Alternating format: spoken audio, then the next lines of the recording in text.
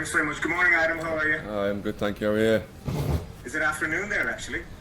Yeah, it is. It is. That's one question. What's it been like weather-wise?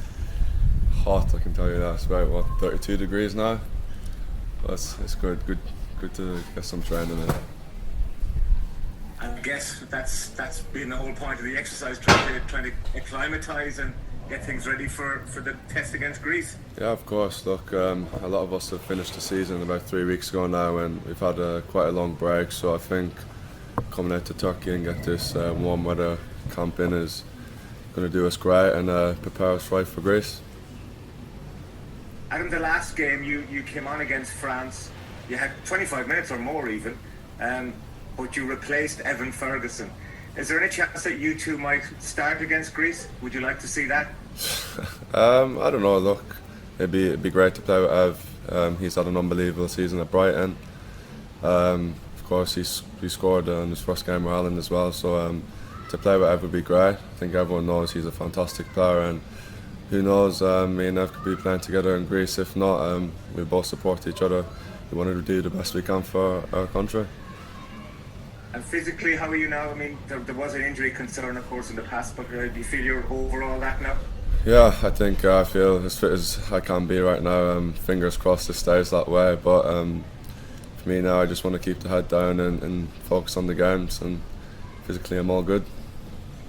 Best of luck to you. Thank you. Thank you. We'll go to Bernard O'Toole next. Bernard O'Toole. Adam, how are things? Just to I suppose expand on what you were chatting to Tony there about, just if it is going to be you or Evan, how are you enjoying that rivalry? And is it in many ways does it bring out the best in you having a rival like him for that starting position? Yeah, I think in every team we need some friendly competition. Like I said, I think all of us, not just Ev, there's 5 of us forwards there. We're all fighting for the same spot, and I think we're all doing it in the right way, and we help each other achieve to the best we can. Whoever starts in any games, I think we all support each other and try to do the best we can, and that's what's so good about this team. There's no egos in this team, and we'll all try to help each other. And just on the Greece game in particular, obviously you played in some big games for your country. How big of a challenge and how big of a game is this in your Ireland career so far?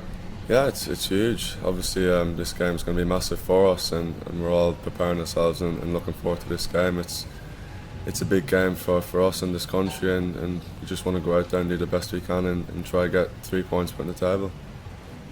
Do you feel it's a must win?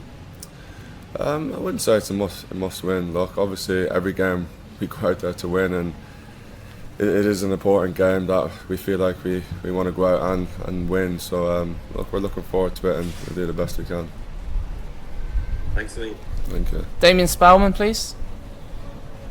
Hi, Adam.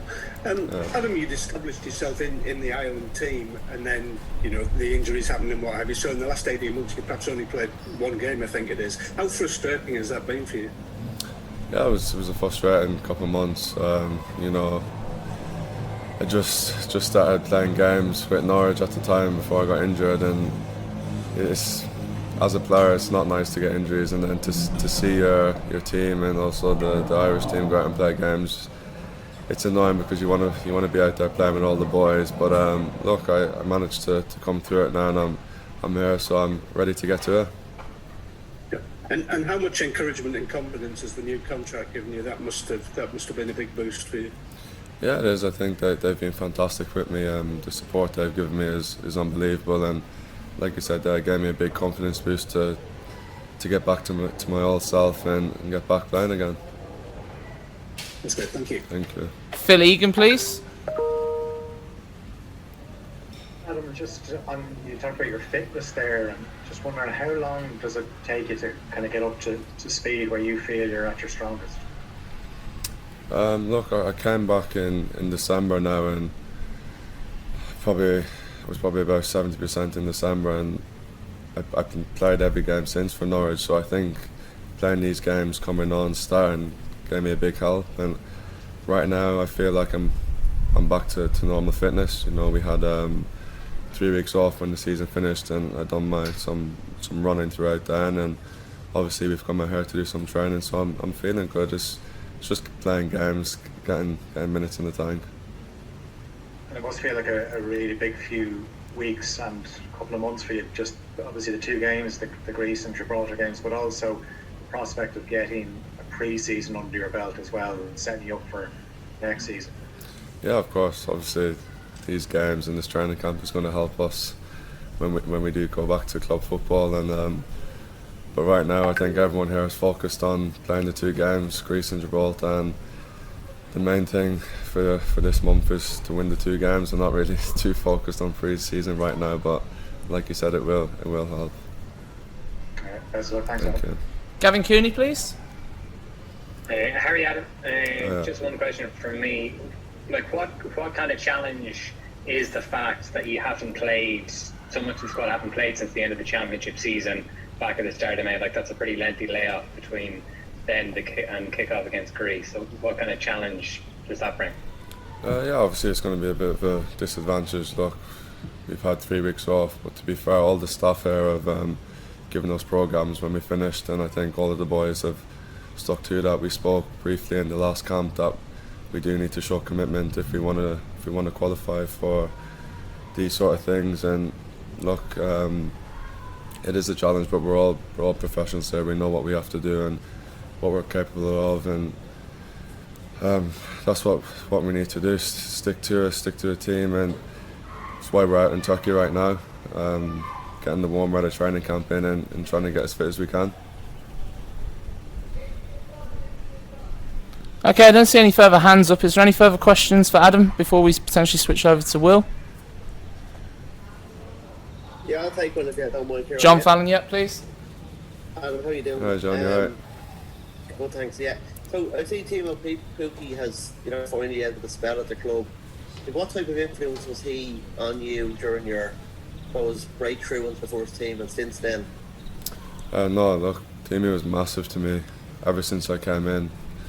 When I first came to Norwich, I wasn't playing many games and I was getting really frustrated, but he handled me through that. And looking back now, it was stupid of me to be frustrated.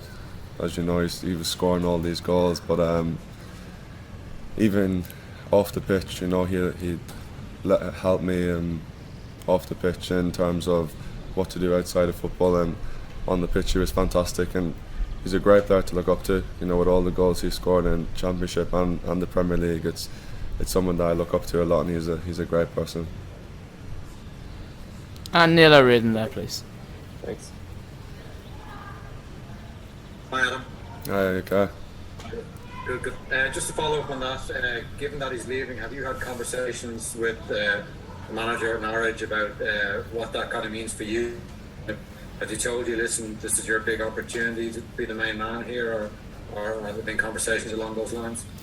No, look, I think every new season's a big opportunity for me. Obviously, it was difficult when Teemu was at Norwich. He was the main man, and next season's going to be a big one for me. Try to get myself in the team, but I think me and the manager know it's going to be a good opportunity for me to try and become the main striker at Norwich, and I just have to do the best I can to get in. And is that how you view it, that this is kind of your time and you've got to really seize that chance? Yeah, like I said, I think every season I have to take the opportunity, and it was difficult to try get in the previous seasons, but of course with Teemu leaving, now I've got a big chance on my shoulders, and I just have to grab the opportunity and take it. Great, thanks Alan. Thank you. Okay, it doesn't appear there's any further questions, so yep, Philip, go on then. Sorry, Kieran, I can't find the hand facility. I'm like I'm a dinosaur. Adam, just Right, you are, yeah. if you wouldn't mind. Have Irish fans seen the best of you? That's the first one. And how frustrating is it for you personally that you've yet to score your first Irish goal? Is that a burning ambition? Irish fans, I think for me, I've played some good games for Ireland. I think the best one for me was probably the Portugal game, and obviously that was 2 years ago now. And for me personally, I probably just have to be a bit more consistent, but I don't think I've been bad in many games, and obviously I can be frustrated not scoring goals, but for me personally, again, I feel like I've helped the team quite a bit. Obviously my job is to score goals, and I'm sure that will come come soon, but I just have to keep helping the team. That's the main thing. And just, you've seen other players come in, you've seen Harris and Obafemi and Ferguson, they've all scored a goal. You must feel you want to get that goal personally, and I'd say your celebration will be something special when it comes. Yeah, of course. I think anyone who comes into the team will want to score for Ireland. You know, it's a massive thing, and me being a striker, of course, that's what I want to do. And seeing the other boys score is fantastic, and hopefully I can add to that tally.